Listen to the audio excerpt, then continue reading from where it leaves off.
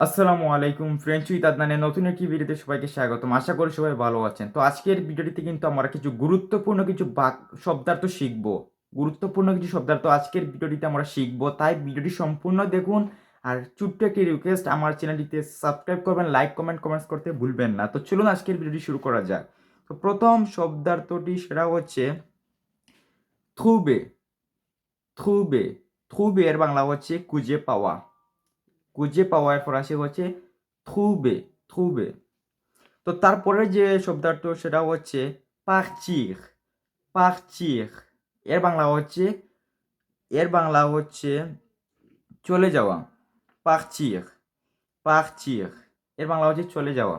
তো তারপরের যে শব্দার্থ সেটা হচ্ছে দুমান্দে। দুমান্দে দুমান্দে এর বাংলা হচ্ছে চাওয়া। চাওয়া। তারপরের যে আমরা শব্দার্থ সেটা আমরা শিখবো সেটা হচ্ছে অম্বয়ে। অম্বয়ে অম্বয়ে এর বাংলা হচ্ছে পাঠানো। পাঠানো। তো তারপরের যে আমরা এখন ওয়ার্ডটি শিখবো সেটা হচ্ছে সঞ্জে। সঞ্জে সঞ্জে মানে কি পরিবর্তন করা। পরিবর্তন করা। তো তারপরের যে আমরা ওয়ার্ডটি শিখবো সেটা হচ্ছে কাছে। কাছে কাছে এর বাংলা হচ্ছে ভাঙ্গা বা ভেঙে যাওয়া, ভাঙ্গা। এর ফরাসি হচ্ছে কাছে। তো এখন আমরা যে ওয়ার্ডটি শিখবো সেটা হচ্ছে থম্বে।